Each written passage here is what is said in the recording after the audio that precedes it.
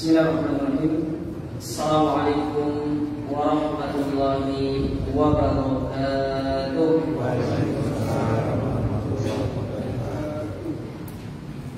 Innal hamdalillah nahmaduhu wa nasta'inuhu wa nastaghfiruh wa na'udzu billahi min shururi anfusina wa min sayyiati a'malina.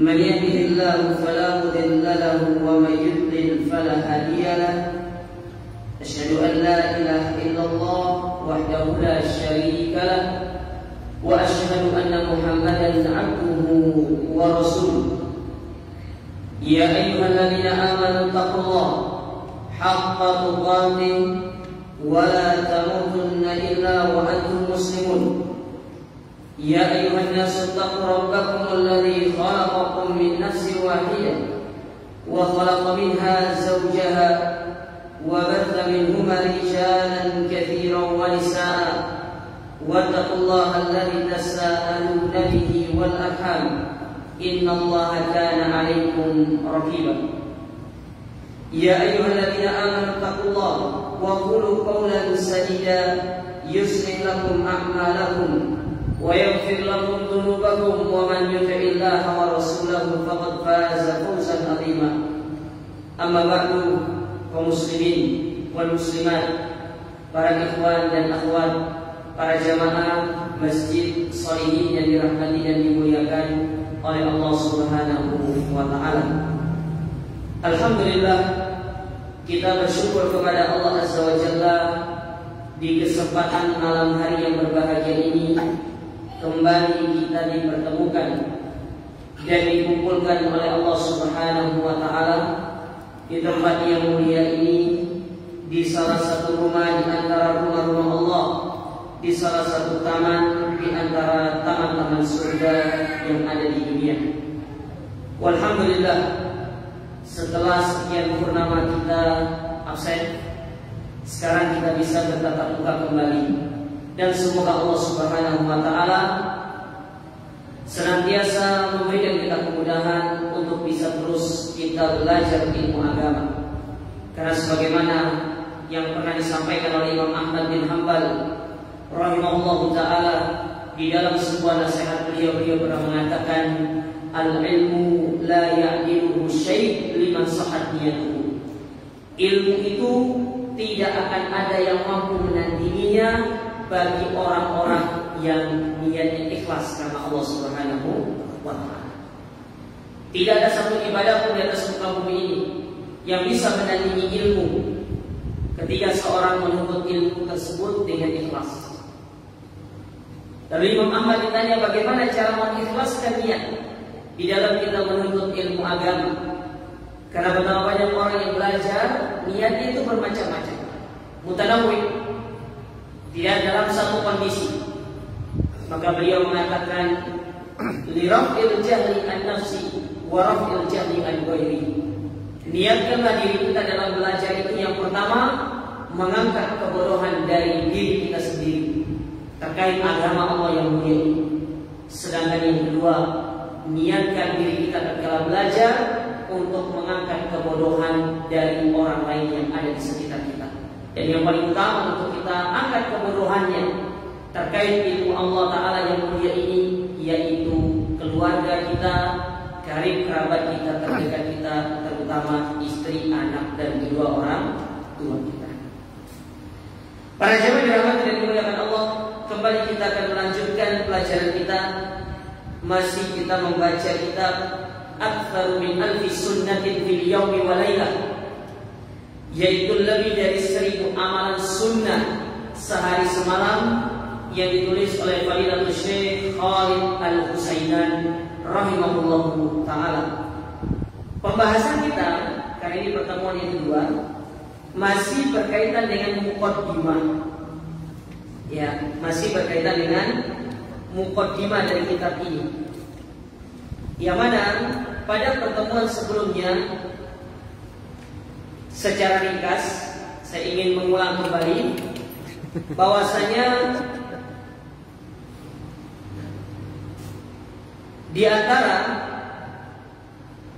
salah satu perkara yang sangat diperintahkan kepada kita adalah bagaimana kita mengikuti sunnah Nabi Sallallahu Alaihi Wasallam.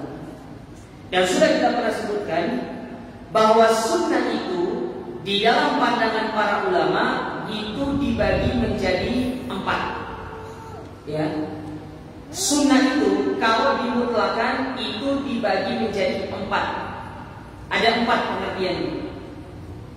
Sunnah yang pertama yaitu dari sudut pandang ulama akidah, yang mana lawan dari sunnah ini kalau kita sebutkan tentang akidah, maka lawan dari sunnah ini adalah perkara-perkara baru dalam urusan agama yang kita kenal dengan istilah bid'ah. Ini lawan dari sunnah kalau ditinjau dari sudut pandang ulama apa tadi? Akidah. Sedangkan sudut pandang yang kedua yaitu dari sudut pandang ulama fikih atau para fuqaha. Apa pengertiannya? Yaitu dikerjakan dapat pahala, tidak dikerjakan boten nopo-nopo. Itu dari sudut pandang ulama fikih. Jadi kalau dikerjakan dapat pahala, tidak dikerjakan tidak ada masalah. Sedangkan yang ketiga yaitu dari sudut pandang ulama hadis. Apa itu sunnah? Kalau disebutkan sunnah maka sinonim dari kata hadis. Sering kita dengar ikutilah Al-Quran dan sunnah. Maksudnya ikutilah Al-Quran dan hadis Nabi Sallallahu Alaihi Wasallam. Yang mana hadis itu kalau kita tarik pengertiannya dari ulama hadis, maka segala sesuatu yang dikerjakan Nabi, baik itu berupa ucapan, baik berupa perkataan, perbuatan ataupun sikap diamnya Nabi Sallallahu Alaihi Wasallam, itu dikatakan sunnah atau sinonim dari kata hadis. Sedangkan yang keempat, sunnah itu berdasarkan sudut pandang ulama usul. Apa itu sunnah? Yaitu satu dari 5 hukum yang ada dalam agama kita, atau yang kita kenal dengan istilah mustahab atau mandub. Kan ada yang namanya wajib, ada yang namanya mustahab, ada yang namanya makruh, ada yang namanya mubah, ada yang namanya haram. Ya, ini sejarah garis besar saja, nah, mungkin saya jelaskan lagi. Kalau ingin disimak penjelasannya, ya bisa klik link bawah ini. Tapi nggak ada masalah. Baik. Sekarang kita masuk ke, kalau dari buku itu dilihat saja halaman yang keempat, ya, dilihat halaman yang keempat. Di mana di situ beliau membawakan atau penulis membawakan judul pengertian sunnah. Kita baca kitab aslinya. Berkata Syekh Khalid Al-Husainan rahimahullah, beliau mengatakan wal maqsud bi hadhihi sunnah allati fi hadzal bahar hiya ma yusabu fa'iluha wa la yu'aqabu tarikuha. Maka yang kami maksud dari sunnah di dalam buku yang beliau tulis ini, buku ini maksudnya yaitu sunnah yang apabila dikerjakan pelakunya dapat pahala, tidak dikerjakan maka pelakunya tidak mendapatkan hukuman. Berarti kalau keempat sunnah tadi itu sunnah dari sudut pandang ulama apa jadinya? Ulama fikih. Dikerjakan dapat pahala, tidak dikerjakan tidak ada masalah. Ya. Jadi buku ini akan berbicara tentang amalan-amalan yang kalau panjenengan kerjakan dapat pahala, tapi kalau tidak dikerjakan maka tidak ada masalah, dan tidak perlu untuk kita menghukumi orang tersebut ketika meninggalkan perkara sunnah yang sifatnya amalan-amalan sunnah. Ya, tidak perlu langsung kita mengatakan dia sesat. Namun perlu diingat tanda kutip, bukan berarti amalan sunnah terus kita menggampangkan amalan tersebut. Bukan. Ya, nanti akan disebutkan di sini. Ya, karena terkadang kita ini suka kan sunnah Ustaz, kan dia hukumnya sunnah. Tidak. Ya, bukan masalah dia hukumnya sunnah atau tidak. Tapi yang kita dilarang itu adalah menggampangkan amalan tersebut. Nanti akan kita sebutkan faedah menerapkan sunnah. Ada disebutkan nanti di situ. Wahiyah allati tataqarrar atau tataqarraru fil yaumi wal laila. Yang mana amalan-amalan ini berulang setiap hari di dalam kehidupan kita. Setiap hari berulang, bukan hanya sehari, bukan 2 hari, tapi setiap hari, mulai dari bangun tidur sampai panjenengan tidur lagi. Dia terus berulang. Makanya kalau yang berulang ini kita tinggalkan, rugi kita. Ibarat kata, jenengan tidak makan nasi karena setiap hari makan nasi. Tiba satu momen tidak makan nasi pergi ke kondangan padahal sudah makan lontong sayur, bakso, ya, sudah makan nanti mie goreng apa segala macam. Sampai di rumah pulang ditanya sama istrinya, tadi makan apa? Enggak, cuma nyicip-nyicip doang jajan. Padahal itu lontong sayur itu ada lontongnya. Mie itu karbo. Tapi karena kebiasaan kita makan nasi, belum dikatakan makan. Nah itu masalahnya. Iya. Sampai makan nasi. Nah itu dia. Kata jenengan itu makan bakso satu rombong itu pakai lontong, tapi belum makan nasi, belum dikatakan itu jajan namanya. Nah itu dia. Paham ya? Itu dia. Analoginya begitu. Ya. Jadi bukan berarti karena dia itu amalan sunnah dan dia terus berulang setiap hari lalu kita biarkan begitu saja. Tidak. Ya, benar-benar kita itu disuruh untuk mempraktekannya. Ya. Benar-benar kita itu disuruh untuk mengerjakannya. Gambarannya begini. Kalau sholat tarawih saja yang hukumnya sunnah, ada antusias mengerjakannya padahal sekali setahun. Bagaimana ini yang terulang setiap hari? Itu maksudnya. Paham tidak? Harusnya yang setiap hari lebih antusias, kan gitu. Bukan yang sekali setahun, tapi yang harusnya yang setiap hari itu yang harus kita lebih utama untuk memperhatikannya. Tapi di sini paham ya?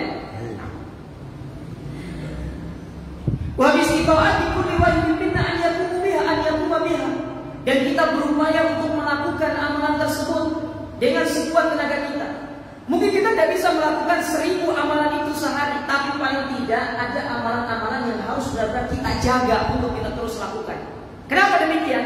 Karena tatkala kita menjaga amalan tersebut, satu ketika, satu momen kita itu sakit atau sedang safar dan tidak melakukan amalan tersebut, tetap dicatat sebagai pahala. Itu dia maksudnya.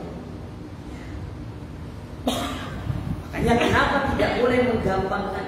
Kayak contoh misalnya, jenengan ini terbiasa melakukan puasa Senin Kamis, terbiasa melakukan puasa Ayyamul Bid. Selama setiap hari berlalu seperti itu, setahun 2 tahun, tiba-tiba satu momen dia tahun yang ketiga misalkan, tiba-tiba jenengan sakit, segala macam gak bisa puasa, atau mungkin jenengan karena diponis sama dokter dan bilang makronis gak boleh puasa sama sekali, maka tetap pahala yang dahulu Anda kerjakan, amalan dulu yang Anda kerjakan, karena ada satu utur yang syar'i tetap dicatat sebagai pahala. Beda hal yang orang tidak pernah kerjakan, gimana mau diberikan pahala sama Allah? Karena sudah mengerjakannya itu, makanya Allah berikan pahala. Itulah kenapa pentingnya kita mempelajari tentang amalan sunnah. Dan tidak berat, tidak berat, ringan. Ya, cuma yang membuat berat itu diri kita sendiri. Ya, tidak berat. Saya sedikit menyinggung tentang amalan sunnah ini ya. Contoh misalkan bangun tidur, kan amalan yang pertama disebutkan di sini adalah mengusap muka. Apa beratnya mengusap muka kalau bangun tidur tinggal gini atau itu? Apa beratnya? Tidak ada beratnya. Cuma sekarang diganti dirubah. Bangun tidur cari HP. Sudah berapa WA itu masuk gitu? Siapa tahu proyeknya sudah benar gitu. Jadi bangun tidur itu sudah bukan berpikir untuk ngusap muka, ini matanya atau cuci tangan, enggak, cari HP, segala macam, tahu-tahunya komat mesti. Ya. Kan seperti itu. Baik.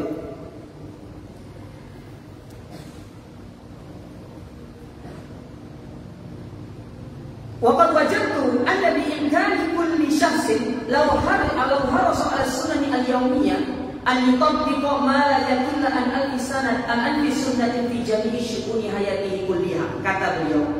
Maka saya menyimpulkan bahwasanya apabila seseorang itu bersungguh-sungguh dalam melakukan amalan-amalan sunnah sehari, maka didapatkan ternyata dalam sehari itu ada sekitar 1000 amalan sunnah.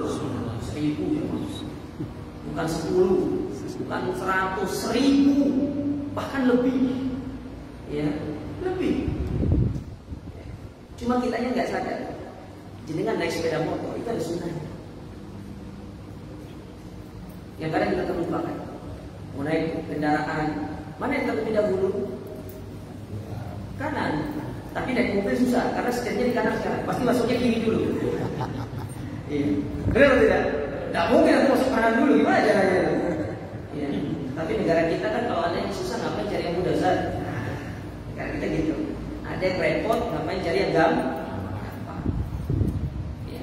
Tapi secara umum, misalnya naik sepeda lewat kanan itu sudah sunnah. Ya, kemudian membaca doa. Kalau ketemu tanjakan mengucapkan apa? Allahu Akbar. Kalau turunan mengucapkan, kita enggak. Itu bukan mengamalkan sunnah, malah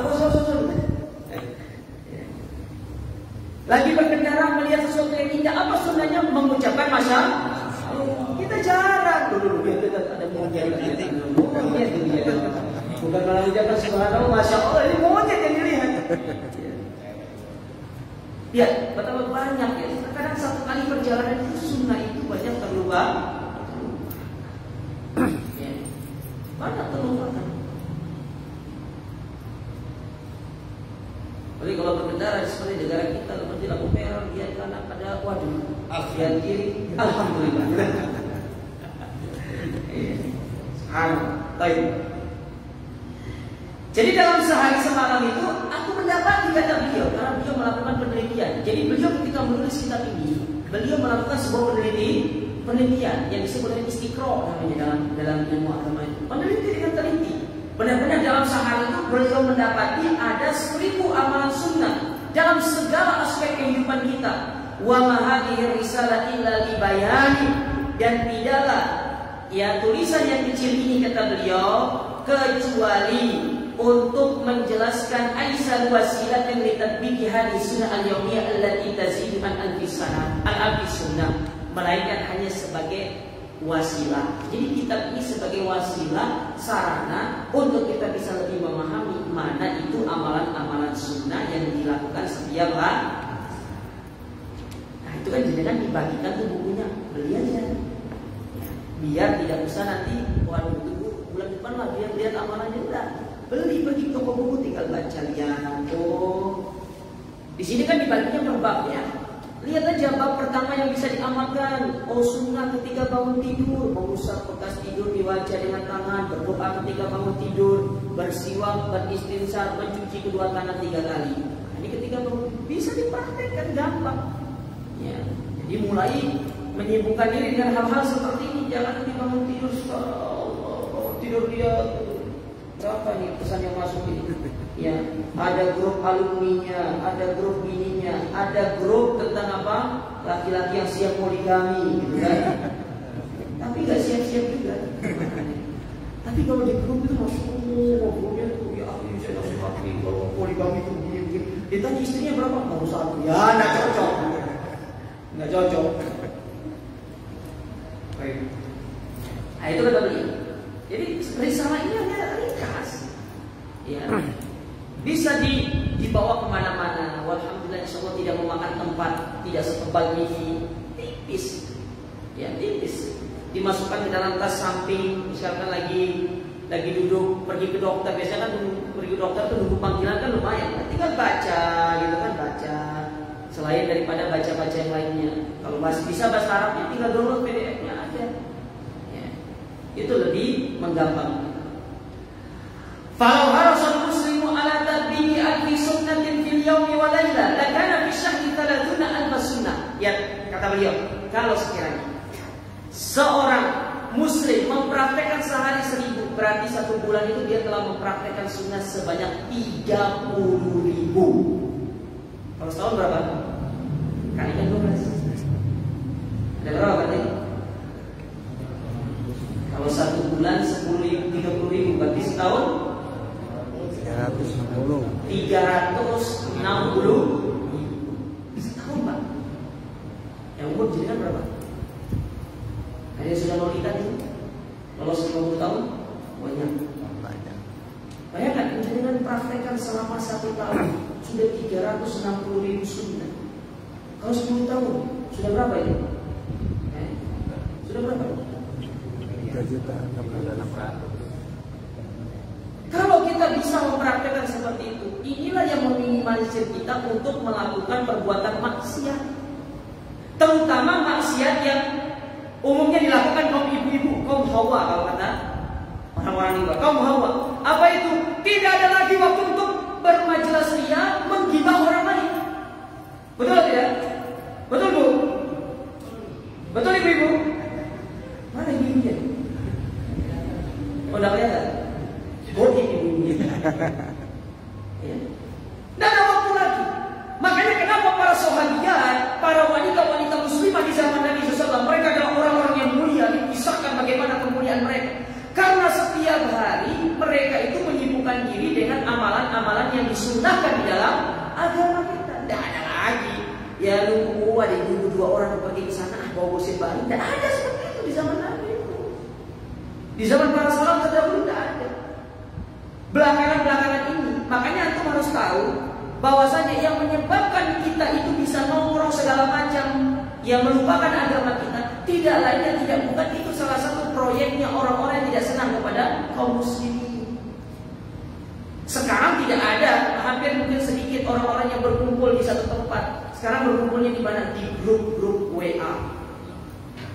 Antum lihat, orang kalau sudah duduk dengan HP beliau, para ibu-ibu lagi ngobrol santai, tidak terasa sudah 2 jam, 3 jam, akhirnya masakannya gosong. Banyak seperti itu. Nah, kita kembalikan fitrah kita ini. Ya, kita kembalikan diri kita kepada fitrah kita sebagai seorang muslim, menyibukkan diri dengan hal-hal yang bermanfaat. Karena coba, apa sih yang kita siapkan di atas muka bumi? Ya. Apa yang kita siapkan? Kita ini akan mati, akan meninggal kita ini. Suka tidak suka, percaya atau tidak percaya, kita pasti akan meninggal dunia. Tinggal kita menunggu kapan tiket kita, kapan jadwal penerbangan kita. Semua orang sudah punya jadwal.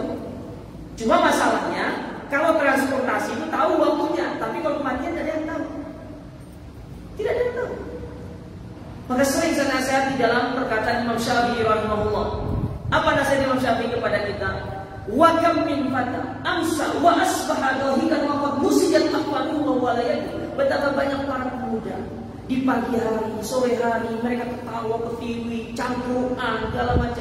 Tapi ternyata kain kafannya sudah disiapkan dan siap untuk dibawa yang lainnya.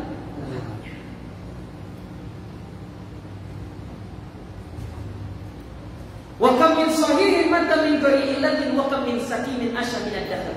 Betapa banyak orang yang sakit diponis sama dokter, oh dia umurnya tinggal 2 bulan lagi, umurnya tinggal 1 bulan lagi, tapi Allah berkehendak lain, Allah pun berikan dia umur yang lebih panjang.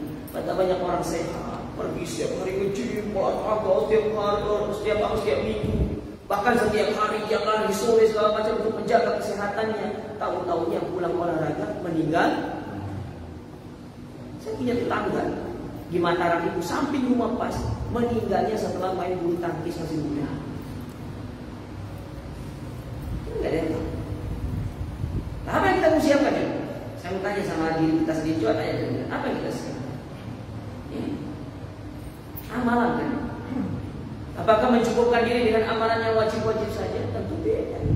Masalahnya yang wajib yang kita kerjakan belum tentu sepenuhnya kita ikhlas kepada Allah Ta'ala. banyak sekali obstacle yang akan menyebabkan kita tidak ikhlas. Berangkat ke masjid untuk menuntut ilmu, pertama ikhlas. Pulangnya bisa jadi tidak ikhlas sama Allah Ta'ala. Akhirnya nantinya yang pahalanya 100% karena keluar berubah niatnya, menjadikan dia tidak mendapatkan pahala apa-apa dari amalan yang dia kerjakan. Itu banyak terjadi di dalam kita.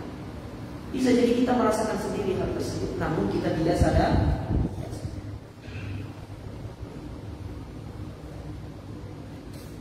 Hanya kata saya, kalau kita mengamalkan, bayangkan 30.000 sunnah dalam sebulan. Bagaimana kalau 10 tahun? Kalau kita masih oke lah, Ustaz, saya tidak bisa 1000 sunnah dalam sehari. Ambil setengahnya, 500. Undang buat Ustaz, ya sudah setengahnya lagi. Berapa? 250. Undang buat lagi, ya sudah 100 misalnya. Masa 100 sehari tidak bisa diamalkan sunnah? Kali sebulan, berarti berapa? 3.000, ya toh? Kali setahun 36.000. Subhanallah, 36.000 sunnah yang kita amalkan, dan itu setiap hari kita lakukan. Betapa banyak pahala yang kita kerjakan. Kalau kita sakit, tetap pahalanya mengalir. Baik, kita akan lanjutkan. Fatur ila man jahula hadhihi sunan aw man alimaha wa lam ya'mal biha. Coba perhatikanlah kepada orang-orang yang tidak punya ilmu tentang masalah sunnah ini. Apa yang mereka lakukan? Lebih suka menyibukkan diri dengan hal-hal yang tidak bermanfaat. Sementara Nabi mengatakan apa? Min husnil islamil mar'i tarkuhu ma la ya'ni. Di antara baiknya Islam seseorang itu adalah melakukan pekerjaan yang bermanfaat dan meninggalkan sesuatu yang tidak bermanfaat. Maka para ulama mengatakan segala perbuatan dosa, perbuatan maksiat itu pada hakikatnya perbuatan yang tidak bermanfaat. Kenapa tidak bermanfaat? Tidak memberikan antum pahala, tidak memberikan antum kebaikan. Yang ada menjadikan kita justru semakin menambah pundi-pundi dosa. Jadi tidak bermanfaat ya. Atau golongan yang kedua kata Syekh, punya ilmu tapi tidak diamalkan. Nah ini ciri-ciri orang-orang Yahudi. Punya ilmu tapi tidak mengamalkan ilmunya. Hanya sekedar maklumat. Perlu dipahami. Pepatah Arab pernah mengatakan, al-ilmu bila amalin kasyajari bila thamarin. Ilmu tanpa amal itu ibaratkan pohon tanpa buah. Tidak ada manfaat. Bahkan para ulama menyebutkan kepada kita, seseorang tetap dikatakan jahil, tetap dikatakan berada di atas kebodohan, meskipun dia sudah tahu ilmunya, dia sudah menghafalnya, sudah mempelajarinya, tapi kalau tidak direalisasikan dalam amal ibadah, mereka belum dikatakan sebagai orang Karena agama itu bukan hanya sekedar knowledge, bukan hanya sekedar pengetahuan, bukan hanya sekedar memahami teori, tapi yang paling penting adalah konsep dibarengi dengan praktek. Itulah agama. Itu Islam. Ya. Maka terlihat, tak ada agama seperti agama Islam itu. Hanya Islam yang menggabungkan antara ilmu dulu baru mempraktekkan. Ya. Makanya seorang tidak boleh mempraktekkan satu amalan kalau dia belum tahu ilmunya. Meskipun amalan itu adalah amalan yang disunahkan. Kalau antum belum tahu ilmunya, belum memahami tentang dalilnya, jangan dulu diamalkan. Kenapa? Itu bisa jadi jalan syaitan, akan mewaswasi kita sehingga kita terjatuh dalam perbuatan baru dalam urusan. Ya, agama sangat hati-hati dalam masalah ini.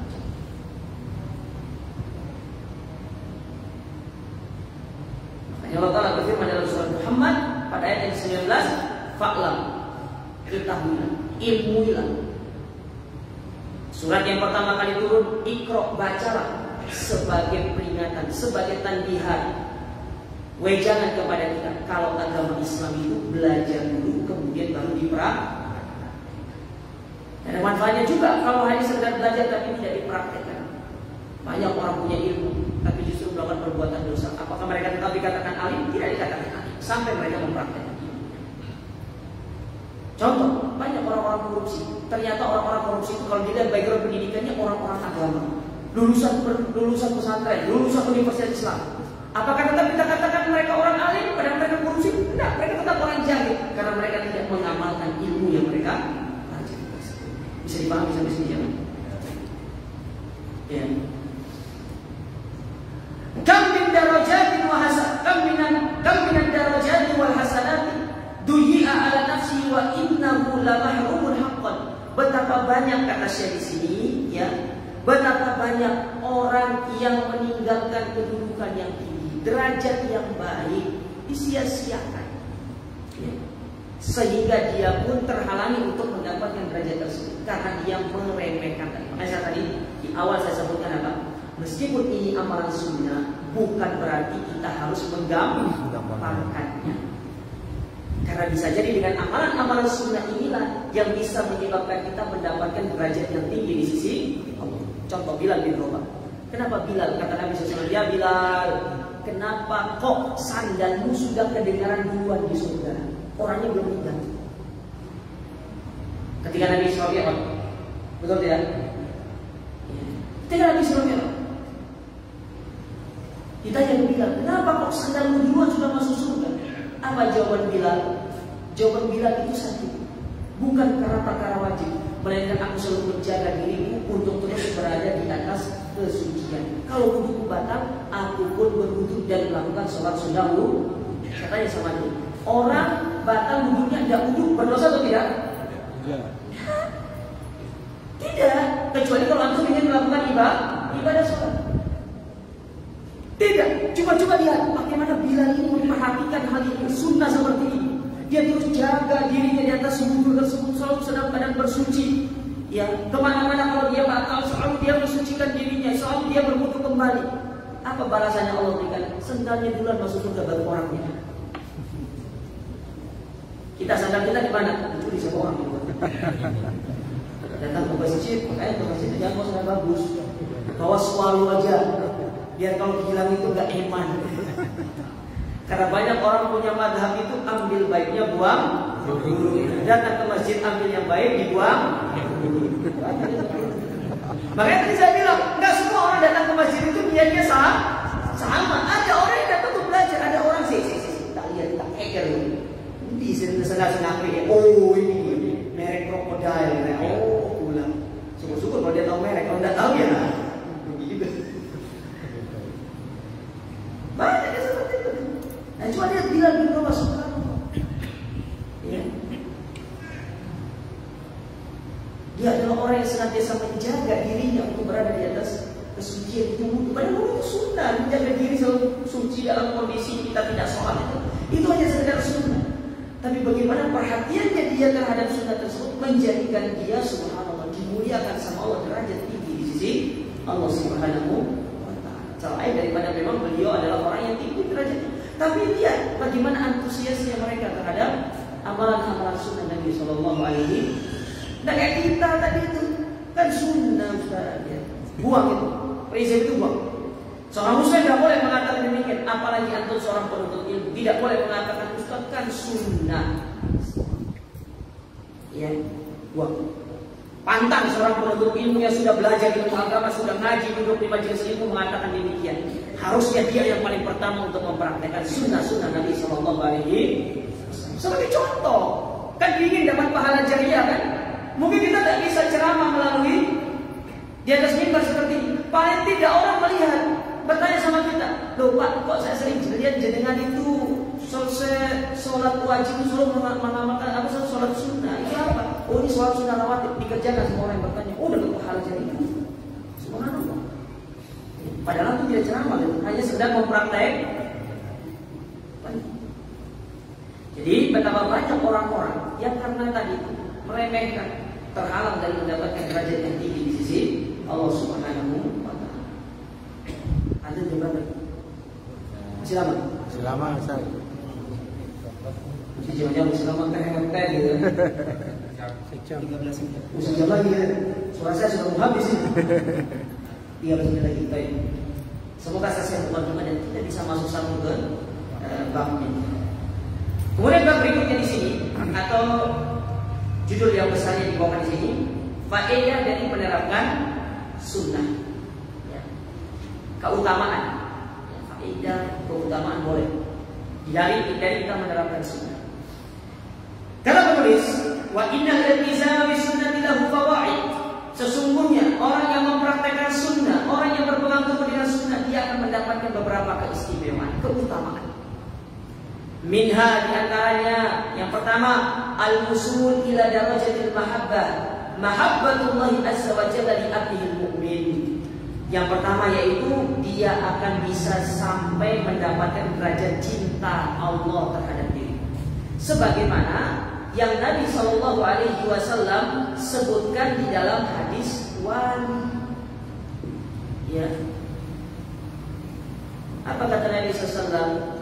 Ya, dalam hadis wali itu, di potongan-potongan hadis itu disebutkan, tidaklah seorang hamba wa man taqarraba ilayya 'abdi bin nawafil hatta uhibba.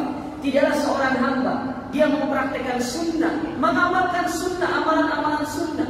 Dia iltizam dengan amalan-amalan sunnah tersebut, sampai dengan amalan tersebut aku menjadi cinta kepada hamba tersebut. Subhanallah. Ternyata amalan sunnah itu jemaah bisa mendatangkan cinta.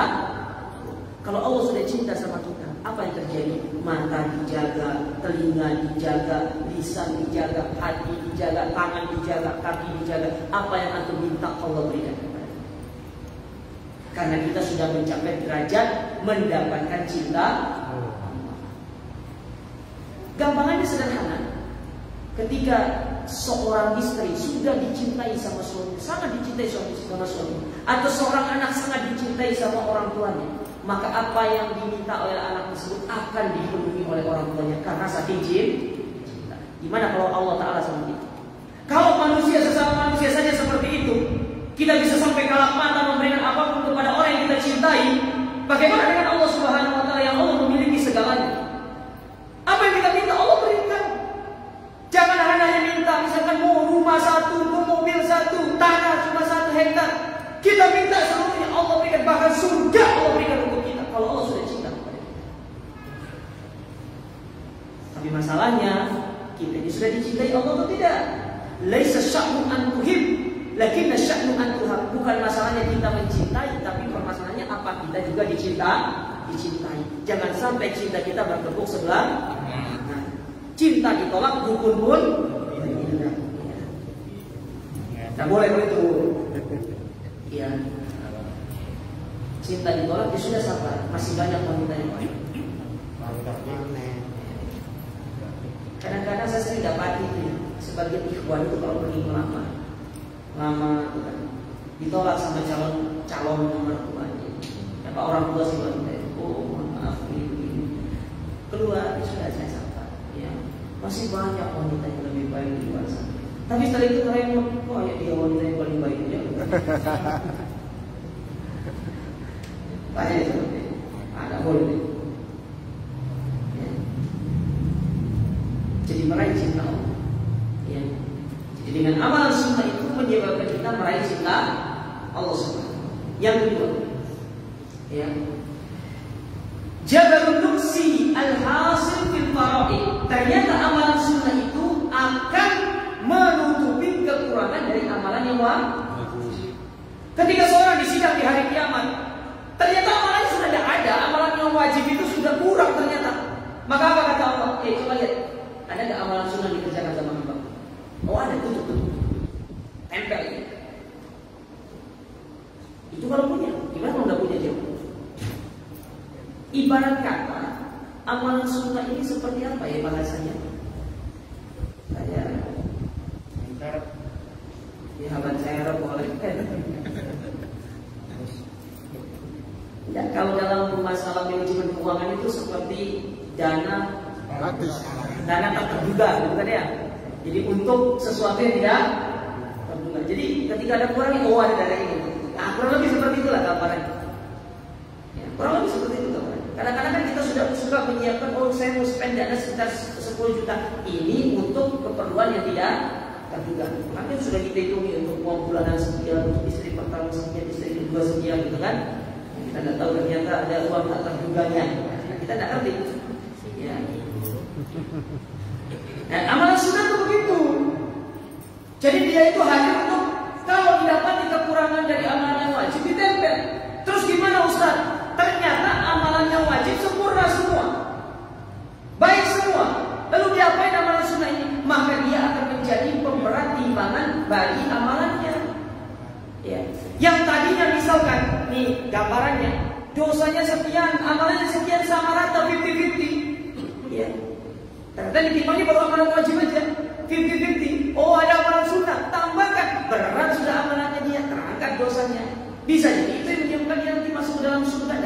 mampir ke dalam api neraka.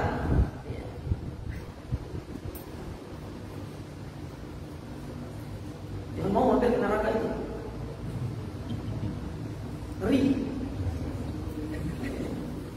Apalagi sebagian orang mengatakan, ada apa saya masuk neraka, saya akan mengadakan party jual es krim katanya. Baru masuk es krim sudah meleleh. Iya, dia mau party sama malaikat. Ucapan yang gak benar seperti itu. Sombong. Hati-hati. Jangan melawan kebesaran Allah Ta'ala dengan kalimat-kalimat yang sombong. Karena cepat atau lambat Allah akan menurunkan azabnya kepada kita. Bahaya orang yang ngomong seperti itu.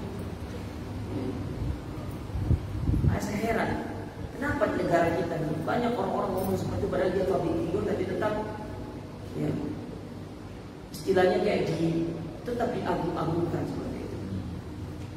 Padahal harusnya kita nasihati, kita sampaikan nasihat. Kenapa? Karena kalau tidak dinasihati, takutnya kita tidak beramal ma'ruf nahi munkar, akhirnya Allah pun murka kepada kita dan menurunkan laknatnya kepada kita. Sebagaimana yang Allah Subhanahu wa taala kisahkan tentang Bani Israil. Lu'inal ladzina kafaru min Bani Israil ala lisani Daud wa Isa bin Maryam bima wa kana bima asawkan wa bima asawkan ya'tadun. Sesungguhnya orang-orang Bani Israil itu dilaknat sama Allah Ta'ala melalui lisannya Nabi Daud, lisannya Isa bin Maryam atas dosa yang mereka lakukan. Apa dosa yang mereka lakukan? Wa kanu la yatanahuna anil munkari fa'alu. Mereka tidak saling beramar ma'ruf nahi munkar atas dosa yang mereka kerjakan. Kan tidak boleh diam. Sehingga salah ada sebuah prinsip yang mengatakan, Ustaz, hidup sendiri, kita tidak perlu ngurus orang lain. Itu kalau dalam urusan dunia ya, Bang. Tapi dalam urusan akhirat, urusan amar ma'ruf nahi munkar, antum harus menasihati saudara antum supaya tidak menyebabkan adab itu secara menyeluruh. Wattaqu fitnatan la tusibanna alladziina zalamu minkum khassah.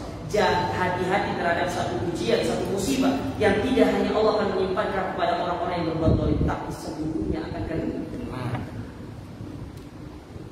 Banjir di Batu kemarin. Apakah banjir itu akan memilih di rumah bermaksiat belok begitu? Tidak semua di Pulau aja. Paling tempat kami itu di Lombok, semua kena. Tidak pilih-pilih, tidak ada istilah lempengannya. Oh ini rumah orang bermaksiat, geser dikit. Oh ini ada orang taat, oh belok dikit. Ya tidak ada, seperti langsung kena semua.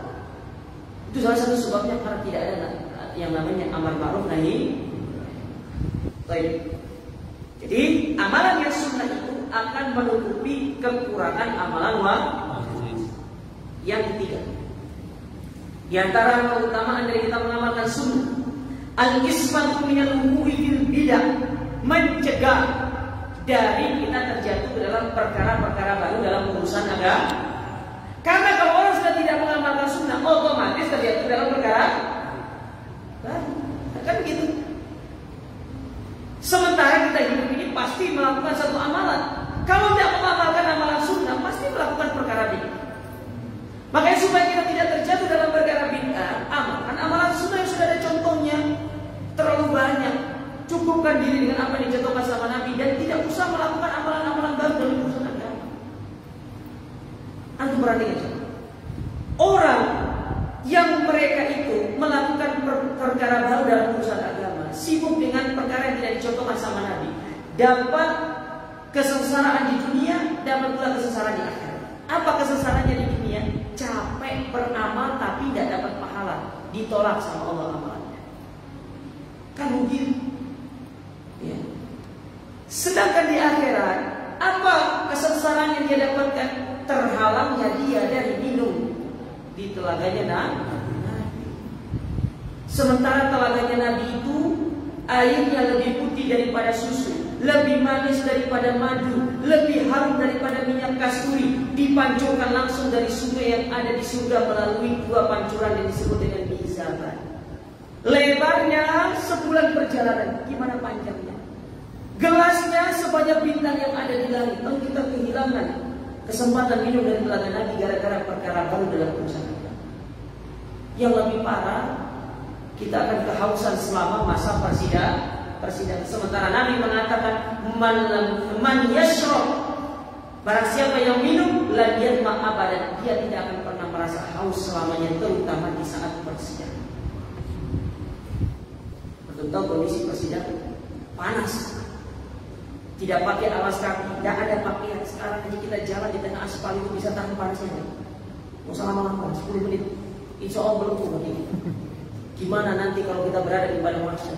Tidak ada pohon, tidak ada naungan kecuali naungan dari Allah Ta'ala. Itu pun bagi orang-orang yang mendapatkannya ketika dia mengamalkan, salah satunya mengamalkan sunnah Nabi. Kalau tidak, sudah tidak minum dari teladan Nabi, tidak mendapatkan naungan di hari kiamat, rugi besar.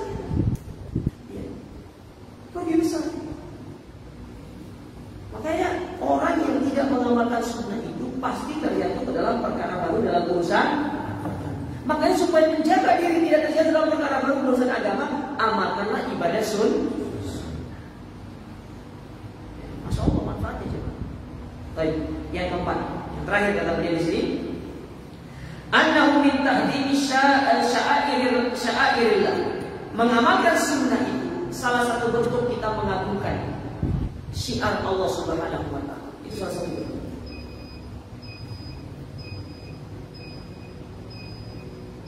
Ada dulu, kita lanjutkan sedikit. Jadi kita nggak bisa masuk ke bab yang pertama. Tapi tidak apa-apa, kita habiskan buku ini. Ada terlebih dahulu.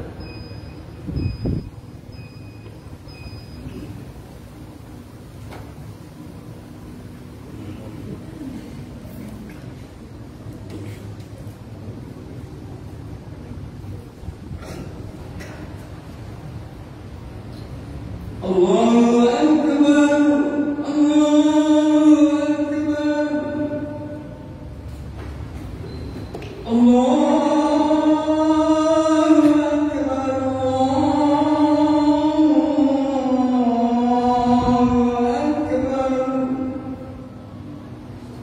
Asyhadu an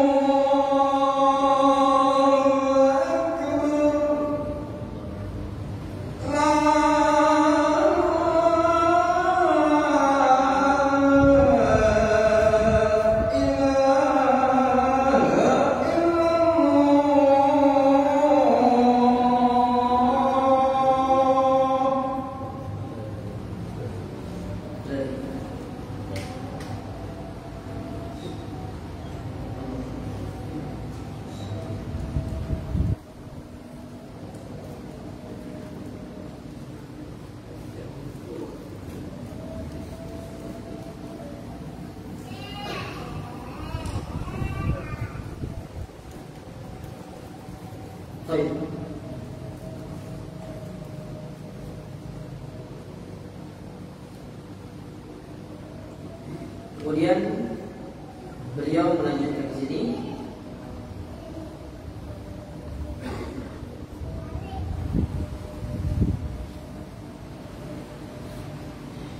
Fallahi ya umat al-Islam, maka demi Allah, wahai kaum muslimin, fi sunnati Rasulikum sallallahu alaihi wasallam, ya, perhatikanlah dan hidupkanlah sunnah dari sunnah Nabi kalian alaihi salatu wassalam, ahyuha fi waqi hayatikum, dan amalkanlah dalam segala kehidupan kalian.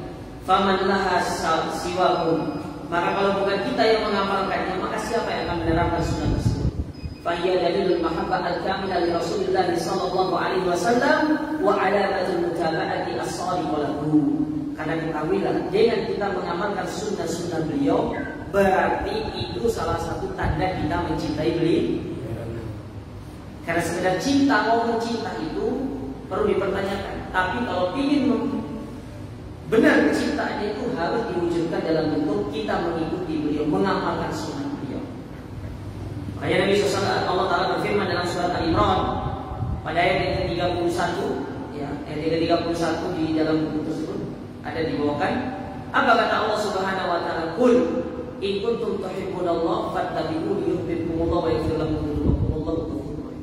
Katakanlah wahai Muhammad kepada mereka orang-orang yang beriman, kalau mereka benar-benar mencintai Allah dan juga ingin mendapatkan cintamu, maka suruh mereka itu mengamalkan sunnah. Ingat, sehari semalam itu ada lebih dari 1000 sunnah. Dan insyaallah akan kita mulai pembahasan masuk ke sunnah yang pertama pada bulan depan biidznillah ta'ala. Hadza wallahu ta'ala alam wal ilmu indallah. Tidak usah ada pertanyaan ya. Pertanyaannya nanti. Dirapel aja. Baik, kita akhiri dengan doa kafaratul majlis. Subhanallahumma rabbana bihamdika, asyhadu an la ilaha illa anta astaghfiruka wa atubu ilaik. Wassalamualaikum warahmatullahi wabarakatuh.